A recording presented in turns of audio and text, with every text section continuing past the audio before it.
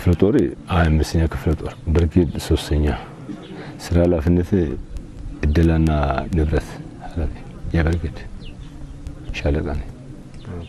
ይችላል እንደርስንል ውጊያው በጣም ከባድ ውጊያው ነው።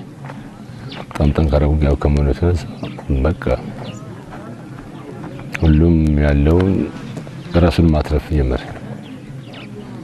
በቃ አቅጣጫ መሪዎችም ያለው የውጊያ ሁኔታም በጣም የናንተ የበላይነት በመቆራረጥም በመደምሰስም በቃ ጥሩ ስትራቴጂያችሁን ስትይዙ በቃ ጥሩ ተበታተነ።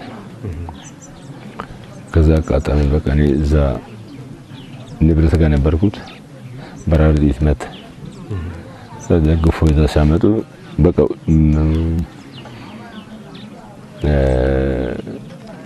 ሳትኩ በቃ ደም እየፈሰሰ ሕክምናም ስለሌለ ሁሉም ሰው ራሱን ሊያተርፍ ነው የሚሄደው።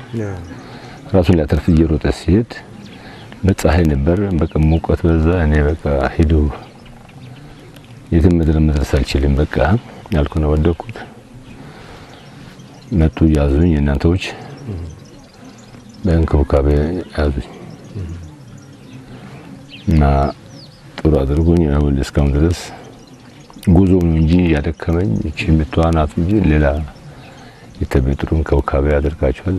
ምክንያቱም የሚነገርና የፖለቲካ ልዩነት ስላለ እናንተ ብትወስድ ትገላላችሁ የሚል ሐሳብ በቃ ጦሩ ላይ ያለው ያንን ሐሳብ ስለሚይዝ ነው በቃ ትንሽ የመደነባበር ሁኔታዎች አሉት እንጂ